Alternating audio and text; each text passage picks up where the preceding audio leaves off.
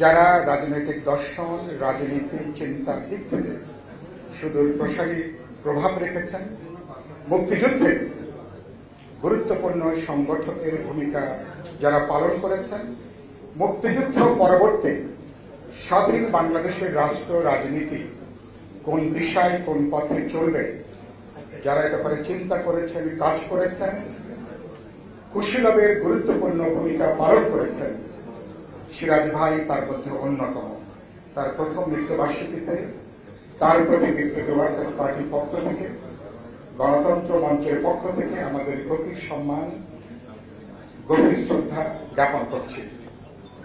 সরকার তো কোন গুণী মানুষকে শ্রদ্ধা তারা জানাতে পারেনি, এটা আপনারা জানেন।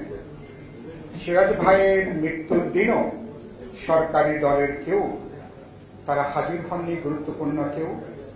এমনকি সরকারি দল সরকারি দিক থেকে আনুষ্ঠানিক কোন শোক বিবৃতি পর্যন্ত দেওয়ার সাধারণ যে গণতান্ত্রিক সৌজন্য, এটা পর্যন্ত আওয়ামী লীগ সরকার, সরকারি দল তারা দেখাতে পারেনি।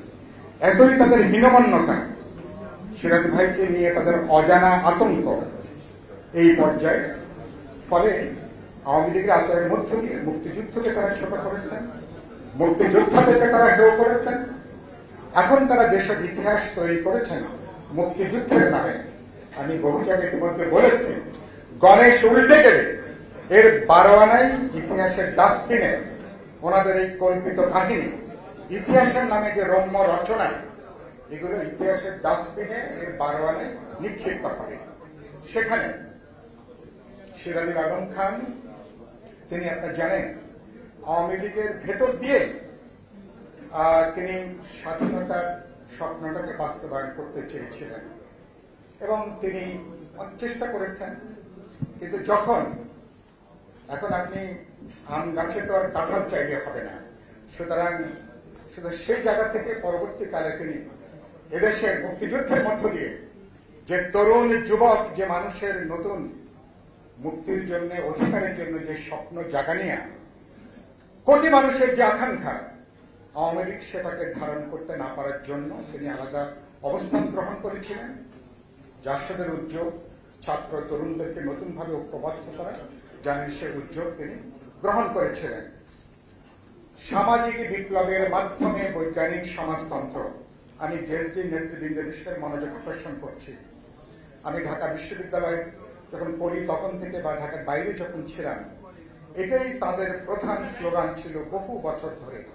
সামাজিক বিপ্লবের মধ্য দিয়ে বৈজ্ঞানিক সমাজতন্ত্র তারা কায়েম করলেন। পরবর্তীকালে জাসদ বা পরবর্তীকালে জেএসডি এই ধ্বনি বা স্লোগানটাকে তারা কিছুটা পরিবর্তন করেছেন। পরিবর্তন করে আজকে সকালে বা তারা গত কয়েক দশক ধরে তারা শ্রেণী পেশার প্রতিনিধিত্বের মধ্য দিয়ে তারা রাষ্ট্র সরকার পরিচালনায় জনগণের বিভিন্ন অংশে তাদের যে গণতান্ত্রিক প্রতিনিধিত্ব, সেই জায়গাটা তারা নিয়ে আসছেন। এগুলোর পূর্ণাঙ্গ আলোচনা দরকার, বিস্তারিত আলোচনা দরকার।